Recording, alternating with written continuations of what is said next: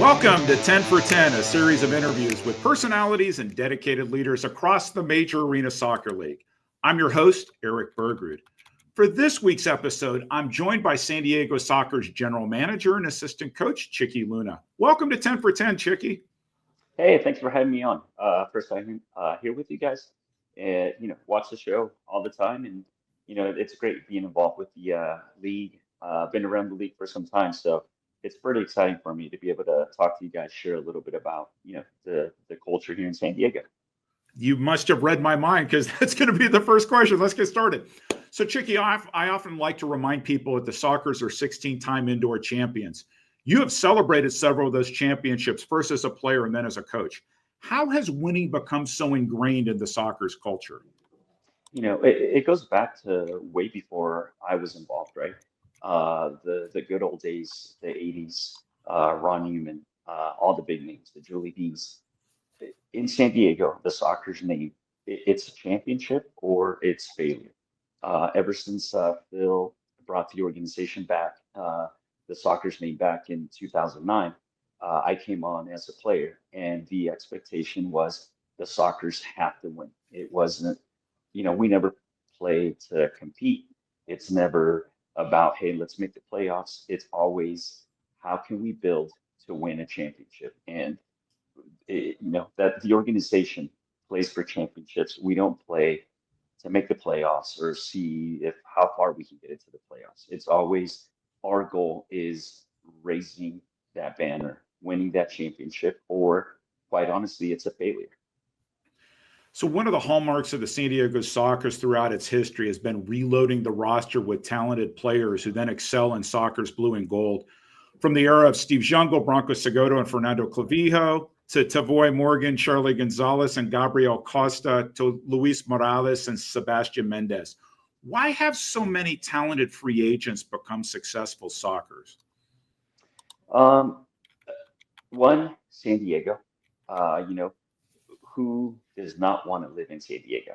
I think that's a big advantage that we have from around the league, right? There's other great organizations, there's other clubs that have done a fantastic job, right? At the end of the day, players don't mind taking a little bit of a pay cut, if you want to call it that, or different lifestyle or changes. It's easier to make a change to come to San Diego as opposed to me trying to sell a different city. That's one. The other thing, I think everyone around the league knows it. We're not known as a developmental club.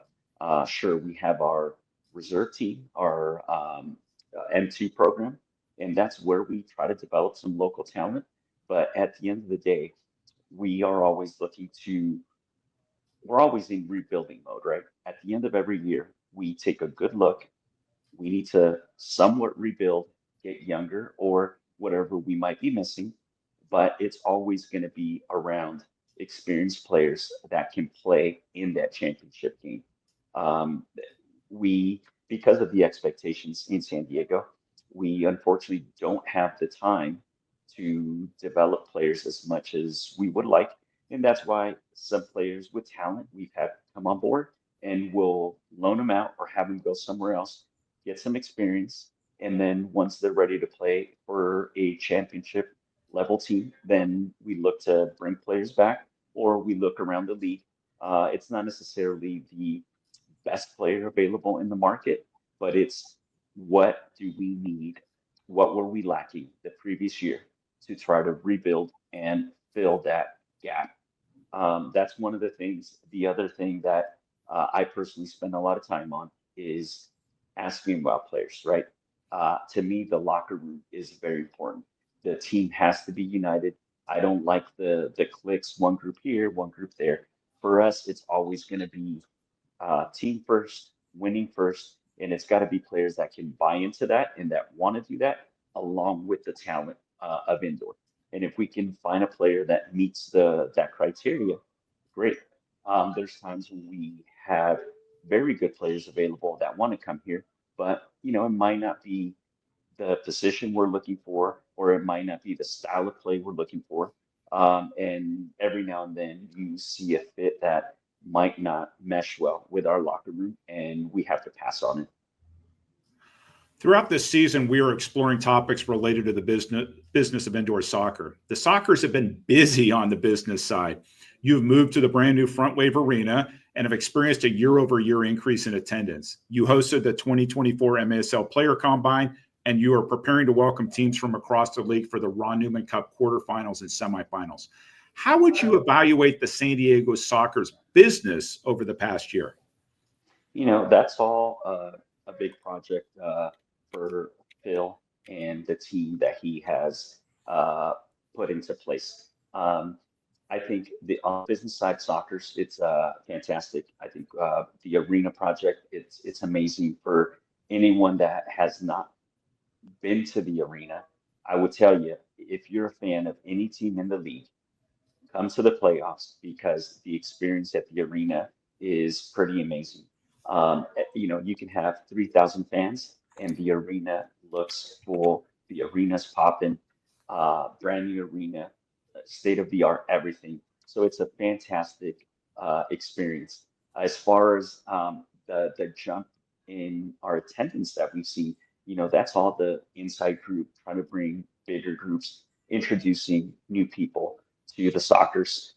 We have our core group of San Diego Soccer's diehard fans that have been here from day one. They were there when we were in Del Mar. They stuck with us when we went to the sports arena. Now they're following us in at the new Front Wave Arena in Oceanside. And it's fantastic for me to see a lot of those faces, a lot of those people, because I saw them as a player. I went around, shook their hands as a player after a game, and now I see them on the coaching and management side, and it's fantastic to see the fan base grow. I can only imagine 2 seasons from now. I think our attendance is going to keep growing and growing because I do believe that experience at Front Wave Arena is very unique. Speaking of business, you serve as CEO and owner of Calafino Tequila. MASL fans who have yet to sample your products are familiar with your catchy ads on MASL TV. How did you get into the tequila business? And then why did you decide to connect tequila with indoor soccer? You know, I've been involved in the tequila business because of family, right? I have a family background in the tequila side of things. We never had a brand, never launched a brand. It was always just family batches, the family stuff. When we were doing tequila, which we still are in Mexico, everything was done for the big boys, other brands, stuff like that, white labels. There was nothing where the family had said, hey, we're going to launch a brand in the US or anything. When I was coming toward the end of my soccer career, me and Phil got to know each other. I was a player, he was my coach. We carpooled a lot because we lived near each other. So we got to know each other as people. Just a lot of our upbringing was very similar. The way we think in many things, it kind of aligns, or we balance each other off, I should say. The way he thinks is different than the way I think, but we balance each other off on a lot of things. That's why on the coaching side, it's worked out. That's why on the business side, it's worked out. Um, the idea and the concept behind Calafino was actually a big, huge misunderstanding. I went to the team towards the end of my career, and I wanted to. I called my uncle in Mexico, and I said, "Hey, I need a private batch. Can you pull a good barrel? I want a good barrel of añejo tequila, family batch, and I want to make custom San Diego Soccer's bottles." So he made a bunch of bottles with the Soccer's logo, and I went to the guys. Hey guys, I'm gonna gift you guys a tequila bottle. Does I have access to extra bottles? Does anybody want in on the project? Yeah, and guys started saying, hey, I want 2 bottles, 5 bottles, 10 bottles, whatever it was. And when I went to Phil, I said, hey, we're out somewhere having dinner. I said, hey, by the way, I'm gonna import tequila. And his words, what do you mean you're gonna import tequila? And I said, yeah, I'm importing tequila. I'm taking the family batch, bottling it, and I'm gonna import. Do you want in? I was talking about bottles. And Phil goes, hey, if you can get the family to sign off on that recipe, and if you can get the family to not sell that recipe to anybody else, and it's just you, I'm in. And I said, cool, I have it done. How much do you want? He goes, well, I want at least 50, but I'll take 51. And I looked at him and I said, Phil, what the F are you talking about? Why would you want 51 bottles? And he goes, wait, you're talking about bottles? I thought you were talking about percentages. And I said, dude, I'm importing 1 barrel. It's going to yield 250 bottles. Do you want in on that? And he goes, no, like if you're going to do that, let's do it right. Why don't we partner up and let's go. Let's do it. Right off the bat, I said, no, it's not going to happen. Like, I'm not looking for that. I was just saying, I'm going to do 1 barrel with the family, put the Soccer's logo on it, and have it for our buddies. That's it. And he goes, yeah, let's do that, but on a bigger scale. Let's just import a bunch of tequila. We'll figure it out with our friends later. And, there's plenty of restaurants we know, so we'll get it out there. Let's just do it. And that crazy idea started the project. Once it got going, we imported, had no idea what we were doing. We started slowly just introducing it to restaurants in the area. And then it took probably about a year until maybe less than a year, but we went, holy crap, we'd go to restaurants that we didn't even know we were in, and we were going to get a drink, and it was like, holy crap, our tequila's right there. Holy crap, somewhere else. Hey, our tequila's here. We'd get pictures from buddies. Hey, I just picked this up at this store. And I was like, I didn't even know we were there. And that's where it kind of got going and it became real. It was about a year later where we sat down and said, okay, we're on to something. Do we want to pursue it and really go? Or do we want to just say, hey, it was fun. Let's just walk away, and we enjoyed it and it was a fun experience. And we decided, hey, let's go. And that's it. No game plan, no business plan, no experience in the industry until about that time where we said, okay, we got to take this serious now. Now it's not fun. Well, it's still fun.